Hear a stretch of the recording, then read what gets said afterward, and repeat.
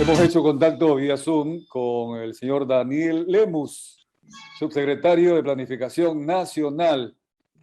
Señor Daniel Lemus, Washington Delgado lo saluda. Vamos a conversar también con Luisa María Heredia, que está en estudio. Bienvenido, muy buenos días. Muy buenos días, Washington. ¿Cómo está? Encantado. Le agradezco mucho que nos atienda. Muy fresco, estamos ya con el análisis y seguramente toda esta semana y la próxima semana estaremos tratando ya algunos otros detalles aquí en este informativo que nos prestigiamos de mirar con lupa cada una de estas iniciativas legales. Señor Lemus, le planteo la primera inquietud. ¿Qué respuesta tiene el gobierno, además de lo que dice el mismo proyecto? Aquella objeción que dice que es inconstitucional porque trata varias materias como económicas. Lo escuchamos. Muy buenos días. Bueno, realmente el proyecto de ley trata una sola temática, que es la creación de oportunidades, y ese es el hilo conductor de todos los elementos legales que están siendo reformados o están siendo propuestos. Así que desde ese punto de vista no existe ninguna ilegalidad. Ya, entonces con esto inclusive hemos leído que hay una resolución de la Corte Constitucional que va en la línea. Entonces por eso esas 29 temas que están incluidos ahí, en algunos se crea inclusive un nuevo código de trabajo, se reforma algo a favor del trabajador en el Código de Trabajo actual, etcétera, etcétera, y se toca materia tributaria, materia, lo que es inversiones, la parte organizativa, la efectividad del gobierno.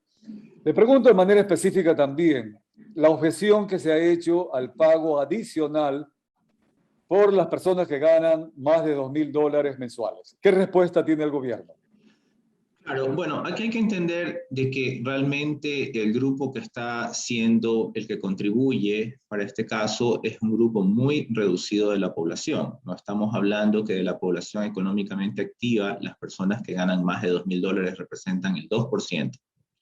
Y si hablamos, por ejemplo, de más de 3,000, ya estamos hablando solamente del 1,2%. Entonces, realmente, esto es algo muy focalizado que se está haciendo y que es necesario este esfuerzo de las personas que más tienen para lograr crear oportunidades en el país, ¿no? Que es realmente el hilo conductor y la esencia de esta ley. Nosotros, bueno, hemos presentado la semana pasada a la Asamblea el Plan Nacional de Desarrollo, que tiene metas muy ambiciosas, y justamente el complemento de este Plan Nacional de Desarrollo es esta ley de creación de oportunidades. Entonces van de la mano, están buscando minimizar el impacto, las personas de menos recursos no se les está topando para nada, inclusive existen algunas reducciones de impuestos en estos segmentos que se encuentran aquí, inclusive en el lado de equidad de género, en el tema de mujeres para los implementos pues, de higiene femenina. Entonces realmente es una ley muy equilibrada en este sentido, no está buscando sacar los recursos de todos los ecuatorianos, sino simplemente hacer que aquellos lo que más tienen, pues puedan hacer esa contribución necesaria para lograr salir adelante en este momento. Luisa María, adelante. Muy buenos días. Yo sí quiero entrar en la parte que considero un poco más sensible e incluso que ha recibido en el transcurso del fin de semana las reacciones un poco más fuertes. El tema laboral. El hecho de crear un régimen alternativo.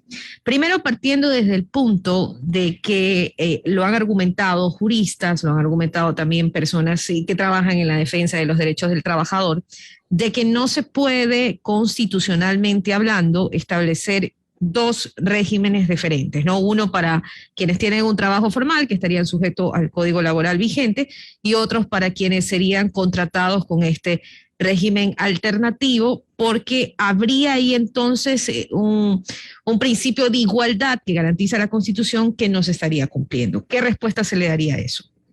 Ya, bueno, hay que tener presente de que eso es un régimen voluntario, el nuevo régimen que se está proponiendo. Entonces, desde ese punto de vista, no se está conculcando derechos absolutamente de nadie, ¿no? Si una persona considera que las condiciones bajo el nuevo régimen laboral son mejores para su desarrollo profesional, entonces puede optar por él.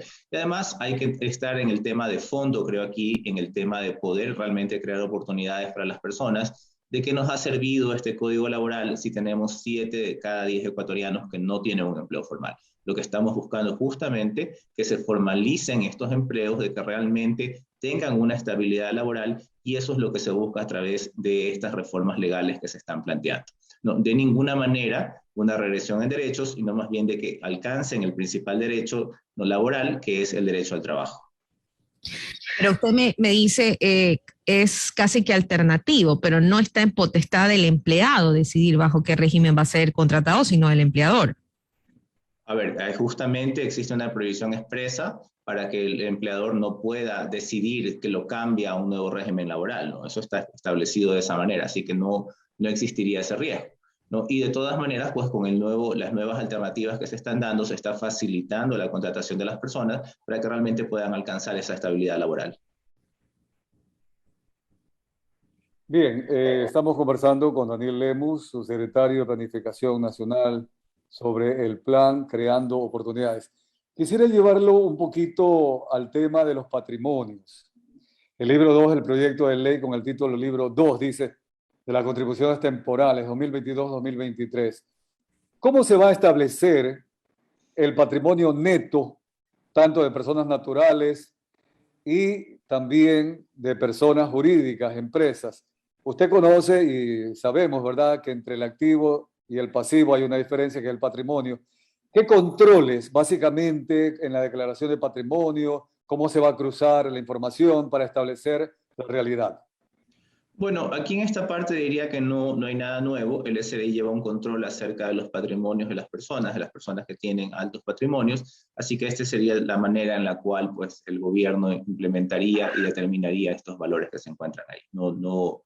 No veo, digamos, ningún problema en eso. Ahora, los métodos siempre son imperfectos, eso es verdad, ¿no? Pero obviamente existe un organismo encargado de hacerlo y es el SRI. Creo que ellos podrían realmente hacer un detalle mucho más grande de los mecanismos exactos y la parte técnica a través de la cual podrían hacerlo. Una de las objeciones que también se ha planteado, y esto lo digo porque yo en lo personal, como consumidor, todavía lo vivo. Cuando uno va a un restaurante, va a un negocio o a contratar alguna prestación de servicio, siempre la pregunta es ¿con factura o sin factura? Y para colmo, algunos, inclusive si uno paga con tarjeta, hasta le aumentan un porcentaje porque hay que pagar a la tarjeta, en fin. Entonces como que ya le ponen ciertas dificultades cuando uno pide una factura. Allí le pregunto, ¿es cierto que se evade en el Ecuador alrededor de 7.700 millones de dólares anuales? Y la pregunta, usted lo ha planteado y ha mencionado al SRI, ¿qué se va a hacer para cobrar, no permitir esa evasión que muy bien podría sustentar el déficit que se estima aproximadamente 7.000 millones de dólares anuales? Sí, bueno, el señor presidente ha sido muy claro de que tiene que haber un combate contra la evasión tributaria y en ese sentido el SRI tiene que hacer un trabajo. Realmente no podría decirlo yo, estaría mintiendo si diría que son 7.000 millones anuales de evasión tributaria, ¿no?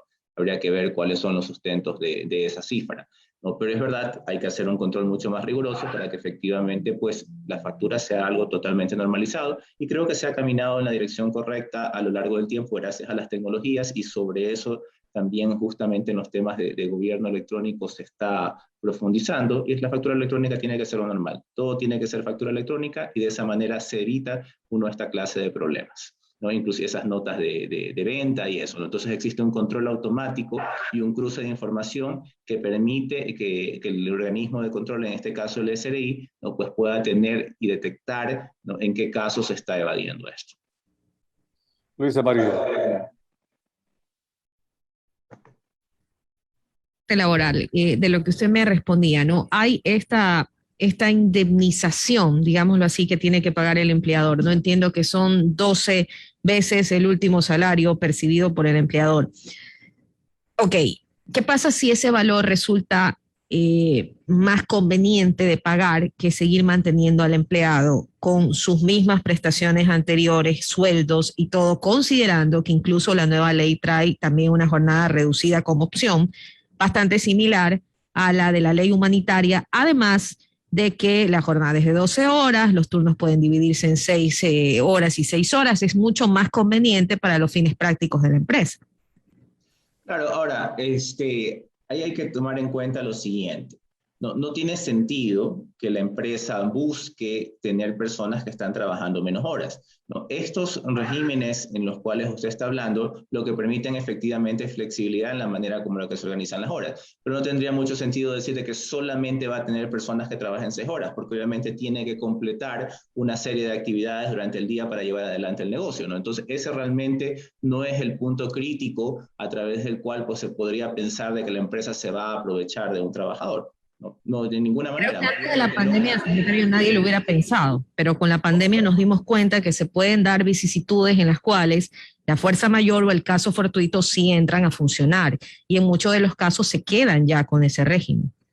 De acuerdo, o sea, estoy de acuerdo que la situación de la pandemia es una situación extraordinaria y todo dependerá, por supuesto, de los casos que establezcan los estados de excepción para este tipo de situaciones, ¿no? Pero en situaciones normales, que es la mayoría del tiempo, no estoy diciendo de que no se deban prever cuestiones para situaciones excepcionales, como es el caso de la pandemia, no es algo que tiene, no es como un mecanismo de que va a operar siempre, porque insisto, de esa manera significaría que la empresa, por ejemplo, busca nada más que las personas trabajen 3 horas, lo cual no tendría mucho sentido para la operación de la empresa. Así que no es un riesgo. Lo que sí permite esto más bien es de que puedan existir situaciones en las que puede trabajarse más sin necesidad de que eso constituya, ¿no?, un trabajo de 8 horas adicionales en este caso. Y eso en total, en el agregado, significa de que la empresa está contratando más horas en total por día, lo cual sería positivo para la empresa y positivo obviamente para la economía, y eso también significa al final del día más ingresos para las familias ecuatorianas. Bien, una inquietud final, ¿no? Porque realmente el proyecto es bastante claro, señor Lemus, y también su respuesta también ha sido bastante concretas. Yo quisiera concluir, ¿cómo lo van a manejar ustedes a nivel político dentro de la Asamblea Nacional? Y sobre todo, ya creo que usted ha aclarado el tema, se van a amparar en la unidad de materia económica por el objetivo. Va a haber objeciones igual, hemos entrevistado temprano a Ricardo Vanegas de la bancada de Pachacuti. Él inclusive llega a decir que el CAL ni siquiera debería revisarlo en materias de fondo, sino en forma y devolverlo al Ejecutivo. La parte política siempre va a tocar las negociaciones, no sé si se volverá a tratar bancada por bancada, ¿cómo lo van a hacer? Yo sé que usted está más orientado a la parte netamente de la planificación nacional, pero también me imagino que dentro de la planificación está qué hago para que esto sea aprobado en la Asamblea Nacional. Bueno, aquí hay varios aspectos. Finalmente, el gobierno lo que está apostando es que la Asamblea se ponga del lado de los ecuatorianos, más allá de todo. En segundo lugar, por supuesto, este es un proyecto de ley y lo que manda y lo que es lo democrático es de que llegue a la Asamblea y sea discutido. Así que es posible de que de las bancadas pues propongan mejoras, son válidas, ¿no? Así que eso es realmente lo que se espera. Y ya de los acercamientos, digamos, políticos bancada por bancada, pues algo que yo creo de que realmente deberían invitar a la señora ministra de Gobierno para que pueda comentar acerca de los avances que se tienen en esa materia, ¿no? Yo sé que hay realmente pues un esfuerzo, ¿no?, para que el proyecto de ley pues, sea comprendido, se entienda la importancia que tiene para los ecuatorianos, ¿no? Pero ya detalles obviamente creo que sería prudente con la ministra de Gobierno. Sí, la argumentación que ustedes plantean desde la página 12 acerca de la necesidad de un régimen laboral especial y alternativo para la creación de oportunidades laborales y que va de la mano con otros de los artículos de este proyecto de ley, de alguna manera también ya ha sido anticipado por parte de directivos gremiales de trabajadores, cuando ellos dicen que se crearían 2 grupos de trabajadores, los de primera y los de segunda. La verdad que no entiendo si es que los de segunda serán los del código antiguo de 1938 o de este nuevo código, pero en todo caso se dice que esto constitucionalmente no permitiría, y esto también lo tuve yo desde el inicio como una inquietud, porque no puede haber 2 leyes sobre el mismo tema. ¿Qué respuesta, además de lo que está incluido aquí en el proyecto, señor Lemos? Bueno, yo creo que realmente lo que hay ahora son 2 tipos de ecuatorianos de primera y de segunda, aquellos de que están trabajando y aquellos que no tienen un empleo. Y lo que nosotros queremos es de que exista solo un tipo de ecuatorianos, ecuatorianos con trabajo, trabajo digno. Bien, y por último le hago una pregunta que parecería media utópica. ¿Usted sabe lo que pasó con la contribución especial en el caso de rehabilitar Manabí y Esmeraldas? Muchas personas hoy dicen, a ver, ¿por qué yo tengo que, así sea algo pequeño, que contribuir para pagar una fiesta de 14 años de correísmo? Y más aún, si es que realmente ¿Qué seguridad me da el gobierno Guillermo Lasso de que ese dinero se lo va a utilizar adecuadamente sin corrupción? Señor Lemus. Bueno, creo de que el señor presidente y el gobierno del encuentro ha logrado realmente el nivel de eficacia que tiene al ejecutar las cosas, como por ejemplo el exitoso plan de vacunación 911. Y el señor presidente ha incluso firmado decretos acerca de la ética dentro del gobierno, justamente para evitar cualquier tipo de conflicto de intereses. Así que creo que hay, por lo menos de momento, todos los elementos que nos permiten indicar de que este es un gobierno que va a utilizar efectivamente los recursos. El señor ministro de Finanzas también está haciendo grandes esfuerzos justamente para racionalizar todos los gastos y lograr realmente financiar las cosas necesarias. Y en esa parte nosotros vamos a seguir el trabajo como Secretaría de Planificación, ahora que ya se viene el proceso de Proforma 2022 para la priorización de los proyectos. Entonces serán elementos que serán vistos por la ciudadanía, en los cuales van a ver definitivamente de que hay un enfoque por servir al ciudadano al menor costo posible.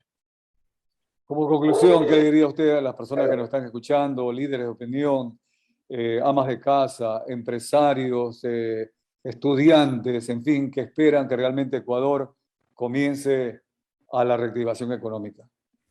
Sí, ecuatorianos, realmente este es un código laboral que hemos tenido por más de 80 años y no ha solucionado nuestros problemas. Esta es la oportunidad que tenemos para pasar ese puente y realmente llegar a un sistema laboral que nos permita crear oportunidades para todos los ecuatorianos. Eso, junto con todos los temas conexos que está en esta ley para crear oportunidades, realmente es la oportunidad del país para cambiar, ¿no? Ha sido un presidente, ¿no?, muy frontal, nada de gradualismos, está llegando. Hemos completado la parte de vacunación más importante y estamos tratando de dar ese paso, ahora sí, para cambiar las cosas. Sin dar las vueltas a las cosas, sin dorar la píldora, proponiendo lo que es necesario y abriendo el debate para el país. Muchas gracias. Bien, vamos a esperar que eso se cumpla en la Asamblea Nacional y que todo sea positivo y para bien de todos. Muchas gracias al señor Daniel Lemus, subsecretario de Planificación Nacional. Hemos conversado sobre el plan y el proyecto de ley creando oportunidades. Muy amable, muchas gracias. Hasta luego, muchas gracias, Washington. Hasta luego, bien. Vamos a la pausa comercial.